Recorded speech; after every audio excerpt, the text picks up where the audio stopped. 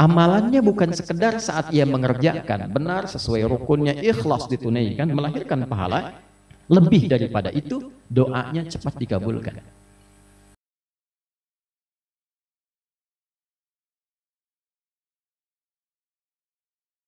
Ada catatan menarik dari Al-Imam Al-Bukhari yang dicantumkan dalam kitab Sahih beliau, nomor hadis 969.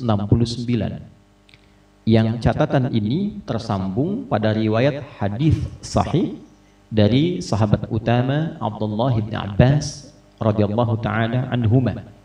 Dari Nabi sallallahu alaihi wasallam, satu kali beliau bersabda demikian: "Ma min ayyamin al-'amalu salihu fihinna ahabbu ila Allah ay min hadhihi al-ayyam al-'ashr." Qala aw qila ya Rasulullah walal jihadu fi sabilillah. Faqala Rasulullah sallallahu alaihi wasallam walal jihadu fi sabilillah illa rajulun kharaja bimalihi wa nafsihi wa lam yarji' min dhalika bi syai'. Rawahul Bukhari. Sahabat Ibnu Abbas radhiyallahu taala anhuma menyampaikan satu riwayat hadis pesan agung dari Nabi sallallahu alaihi wasallam kala beliau bersabda satu kali, "Ma min ayyamin," tidak akan ditemukan perjalanan hari-hari, al-amalu salihu fihinna, saat amal soleh yang dikerjakan di hari-hari itu, ahabbu ilallahi, naik status menjadi sangat dicintai oleh Allah Subhanahu wa ta'ala. Jadi bila kita menunaikan sholat di luar hari-hari itu, sholat kita benar secara rukun, ikhlas ditunaikan, maka berpeluang sholat kita diterima oleh Allah dan mendapatkan pahala, bekal untuk dibawa pulang ke akhirat. Tapi belum tentu sholat kita dicintai oleh Allah. Membaca Al-Quran di luar hari-hari ini boleh jadi dengan keikhlasan mendapatkan peluang pahala. Satu hurufnya 10 kebaikan. Bila sholat ditunaikan sekali selesai 10, berjamaah dikalikan 27. Bila datang ke masjid dapat lagi tambahan 25 kebaikan. Jarak 1 ke 2, 2 ke 3, demikian seterusnya, itu setidaknya 500 tahun jaraknya. Bila ditunaikannya di luar hari-hari tadi, pahala untuk membaca Al-Quran setiap hurufnya 10. Bila berlatih dengan sungguh-sungguh dari yang tidak bisa mengucap terbata-bata, 2 kali lipat pahalanya, bisa 20 potensinya setiap huruf. Jangan dihitung 1, 2, 3 terlalu sedikit, melimpah untuk bekal kita kembali pulang ke akhirat. Tapi spesial di hari-hari ini, berubah amalan itu bukan sekedar melahirkan pahala, tapi naik status menjadi bacaan Al-Quran yang sangat dicintai oleh Allah Subhanahu wa ta'ala. Berbeda antara diterima dengan dicintai. Diterima, amal yang dikerjakan, artinya segala yang kita lakukan dari amal yang baik itu mendapat ridha Allah, yang dengan itu satu, ada keberkahan, ada pengaruh amal itu pada kepribadian kita saat di dunia, dan melahirkan pahala yang dibawa untuk ke akhirat. Misal, berkahnya sholat itu membuat perilaku kita lebih baik. Innas sholata tanha 'anil fahsya wal munkar. Itu berkah, itu dunia. Jadi semakin kita melatih tangan kita dalam bertakbir, wajah kita tunduk, sampai kaki kita juga bersujud, dan taat pada ketentuan Allah, maka anggota tubuh yang dilatih dalam sholat ini itu akan digunakan dalam perilaku kita berdasarkan bimbingan Allah. Dibimbing ujung kepala sampai ujung kaki. Ada sifat ihsan, merasa kita dilihat perilaku kita itu oleh Allah Subhanahu wa ta'ala. Sehingga sholat yang benar ditunaikan itu akan berpengaruh pada seluruh bagian tubuh kita dan merubah tindakan bagian tubuh ini menjadi baik seketika. Tangan baik, kaki melangkah pada yang baik, mata melihat yang baik. Nah, itu berkah dunia.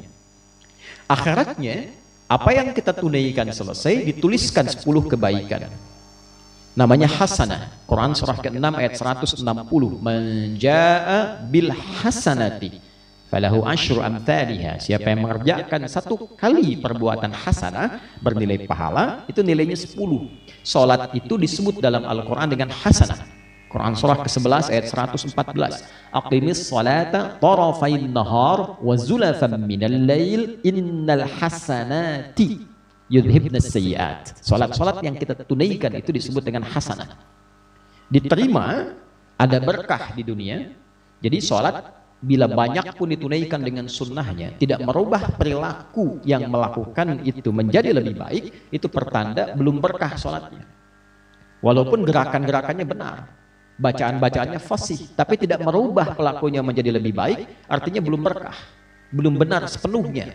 Ada kekhusyuan yang hilang, ada pemahaman yang tidak nampak di dalamnya. Nah, dicintai itu konsekuensinya tambah itu. Tambah dari yang tadi, bukan sekedar berkah, bisa mempercepat terkabulnya doa. Ada kisah yang ditampilkan dalam Al-Quran yang mustahil pun menurut manusia, tapi dipandang butuh ia saat di dunia, itu Allah bisa kabulkan. Contoh, istrinya Nabi Zakaria itu divonis secara medis, secara klinis, tidak mungkin punya keturunan secara medis. Satu, mandul. Yang kedua, monopos. Secara klinis tidak mungkin, secara medis mustahil. Tapi Nabi Zakaria bermohon kepada Allah agar hadirnya keturunan yang mewarisi sifat dakwah beliau, sehingga risalah itu dakwahnya tetap berjalan. Dan dengan ketetapan Allah dikabulkan. Atas takdir Allah dikabulkan itu. Kapan saat dikabulkannya? Saat beliau menyampaikan doa itu dalam sholatnya. Itu ada di Al-Quran surah ketiga, misalnya Ali Imran di ayat 38 sampai 39. Hunalika da'a Zakaria rabbah qala rabbi habli min ladunka dzurriyyatan thayyibah innaka sami'ud du'a.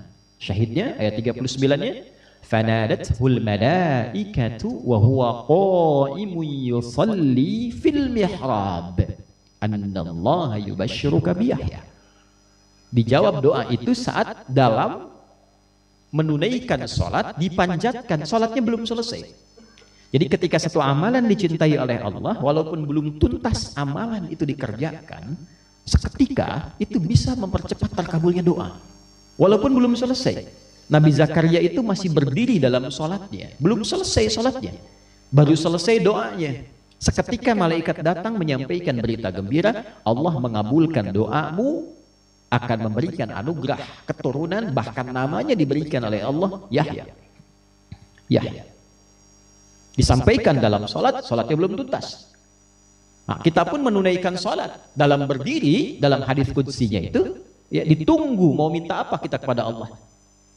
Idza qala al-'abdu alhamdulillahi rabbil alamin, ketika hamba berkata alhamdulillahi rabbil alamin, qala Allah azza wa jalla, Allah menjawab dalam hadis qudsi, athna alayya abdi, hambaku sedang memujiku.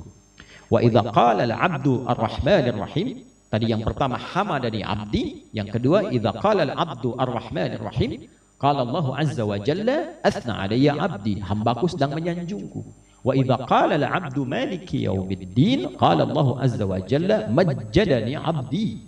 Kalau hamba berkata maliki yaumiddin, Allah menjawab hambaku sedang mengagungkanku. Wa idza qala al-'abdu iyyaka na'budu wa iyyaka nasta'in, qala Allah azza wa jalla hadza baini wa baina 'abdi wa li 'abdi ma sa'al.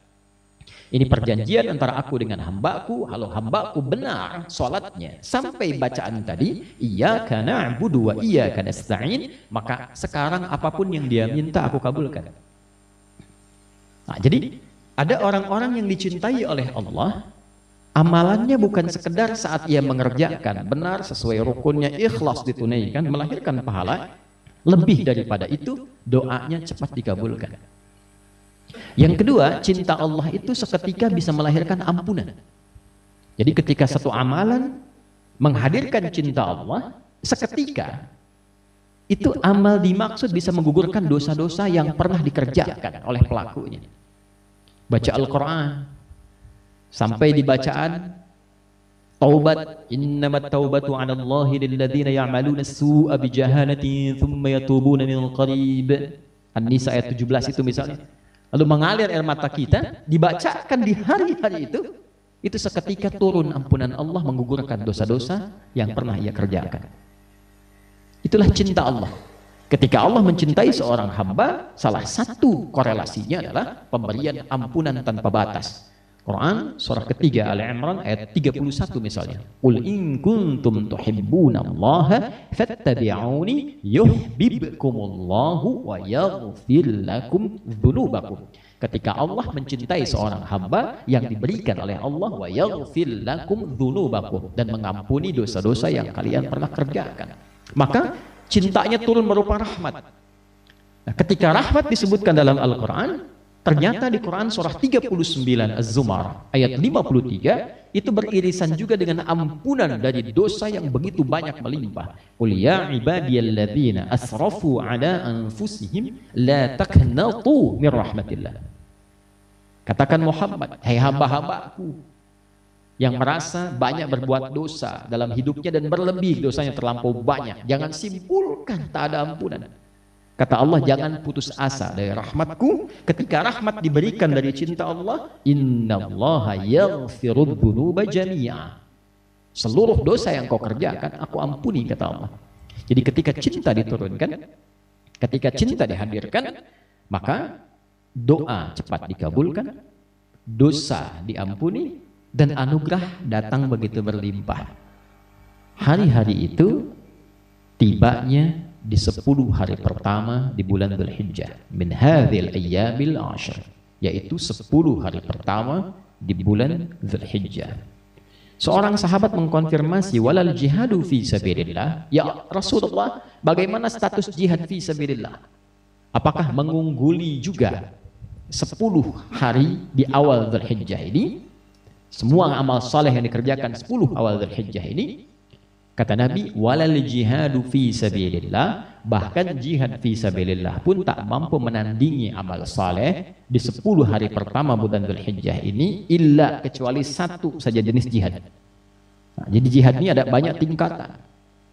Ya, jihad orang tua, suami mencari nafkah demi istri, itu jihadnya. Istri merawat anak-anak, itu jihad. Dari mengandung, melahirkan, itu jihadnya. Ya. Guru mengajar pelajaran agama ikhlas supaya anaknya yang dia ajar itu dekat dengan Allah, itu jihad. Anak belajar masuk sekolah di sini, belajar supaya kenal Allah, taat pada Allah, itu jihad.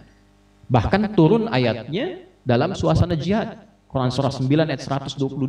Saat banyak orang berjihad ke medan perang, medan militer, fisik, bela negara, bela bangsa, bela agama, saat yang bersamaan turun ayat yang mengklasifikasikan jihad itu pada dua nilai yang setara. Jihad yang dengan menggunakan fisik itu sama dengan jihad menggunakan pena.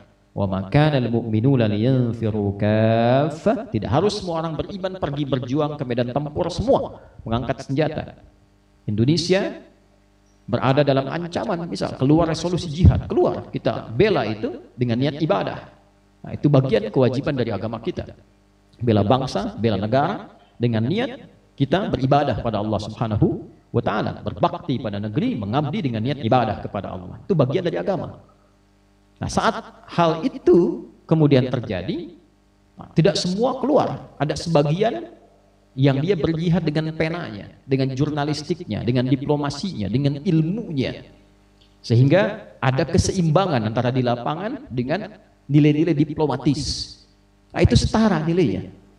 Falaula nafara min kulli firqatin minhum ta'ifah liyatafaqahu fid din wa liyunziru qaumahum idza raja'u ilaihim la'allahum yahdharun. Ada sebagian kelompok orang itu mendalami agamanya, mengkaji lagi, menanamkan spirit, sehingga ketika prajurit-prajurit berjuang di medan laga, ia mendidik masyarakat-masyarakat itu untuk siap juga berjuang dengan ilmu yang sama, dengan semangat yang serupa. Itu sama nilainya. Tapi yang ini yang tak bisa ditandingi adalah orang yang berjuang dengan hartanya, kharaja bimalihi wa nafsihi, dan dengan jiwanya, fisiknya, walam yarji' min dzalika bisyai', dan tidak membawa apapun kembali lagi dengan kedua hal tadi. Dia wafat, syahid.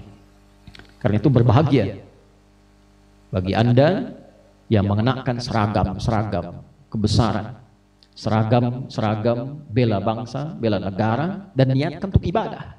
Ketika ada panggilan bertugas sesuai ajal, misalnya wafat, itu diniatkan ibadah, syahid statusnya syahid, dan tinggi itu nilainya.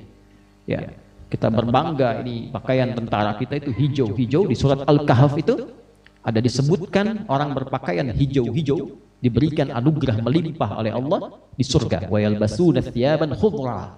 Dia menggunakan pakaian hijau, diapresiasi dengan gelang-gelang emas, baju kehormatan, dan dipersilahkan menikmati hasil perjuangannya. Tak ada lelah lagi, kesejahteraan bertambah, nikmat. Nah, itu diantara perjuangan. Nah, tidak ada tuntutan itu, maka Allah hadirkan semangat untuk meningkatkan amal saleh. Ramadan berlalu 30 hari. Setelah itu kadang kembali lagi ke asal mula. Mata melihat yang kurang baik lagi, pikiran berpikir yang tidak baik lagi. Saat Ramadan tidak bertikai, setelah Ramadan saling bertikai. Sama muslim mencela, sama muslim menjatuhkan. Ya, selesai Ramadan, korupsi marak lagi. Maka dihadirkan lagi untuk mengingatkan 10 hari. Seperti halnya orang-orang yang berhaji mendapatkan mabrur, dari kata birrun, merubah menjadi lebih baik. Maka yang tidak berhaji diberikan kesempatan 10 hari berlatih beramal. Yang bila dikerjakan, amalan itu naik status, dicintai oleh Allah Subhanahu wa Ta'ala. Yang dengan itu berpotensi doa cepat dikabulkan, dosa diampuni, perbuatan berubah jadi baik. Dan bila sudah baik, mudah bagi Allah menitipkan apapun yang bisa kita jadikan sebagai bekal ibadah. Kalau ilmu, cepat diberikan. Kalau harta, cepat didapatkan. Kalau kedudukan, tidak perlu diraih dengan sogokan. Kalau tenaga, dia melahirkan keberkahan untuk melakukan apapun yang bermanfaat dalam kehidupan. Itulah 4 poin yang bisa kita dapatkan. Dan sebagai penutup, bila ingin melakukan satu amalan dan mengumpulkan jenis-jenis kebaikan, amal saleh, maka diantaranya ada amalan berupa puasa. Puasa bisa dilakukan dari hari pertama, bisa berturut-turut sampai hari ke-9. Hari 1, hari kedua, hari ketiga, demikian sampai hari ke-9. Hari ke-10 itu sudah hari raya, haram hukumnya puasa. 11, 12, 13 hari tasyrik, haram hukumnya puasa. Itu hari bergembira karena kita telah merasakan perubahan dalam kehidupan, jadi lebih baik, lebih enak, lebih tenang. Kita makan sebagai rasa syukur kita pada Allah, diberikan kesempatan hidup, telah merasakan perbuatan hidup, dan kita memakan pertama kali makanan halal dari hasil pendekatan kita kepada Allah, berjuang selama 9 hari. Mendekat untuk jadi lebih dekat, lebih mudah dikabulkan doa, lebih mudah untuk ibadah. Bahasa Arabnya disebut dengan kurban. Maka kita berkurban dalam arti berusaha mendekati Allah Subhanahu wa Ta'ala dengan amal soleh kita. Maka siapa yang mampu berturut-turut boleh 1 sampai 9 hari. Siapa yang ingin tanggal 1 puasa, tanggal 2 istirahat, tanggal 3 puasa, boleh. Ya, silahkan, karena redaksinya memperbanyak. Yang belum pernah puasa 1 pun bisa banyak. Kalau sulit menunaikan, maka setidaknya tunaikan tanggal 9-nya. Dikenal dengan puasa Arafah. Yang di Mekah wukuf berhaji, yang tidak berhaji puasa. Sama-sama merenung, sama-sama istighfar, sama-sama mengoreksi diri. Itulah sebabnya puasa Arafah bisa menggugurkan dosa yang pernah dikerjakan setahun yang akan berlalu, telah berlalu, dan juga mencegah setahun yang akan datang. Dosa-dosa kecilnya hilang. Mencegah bukan berarti menjamin dosa setahun itu hilang, tidak. Mencegah kita berbuat dosa dari hasil perenungan dalam konteks kita ibadah di hari itu.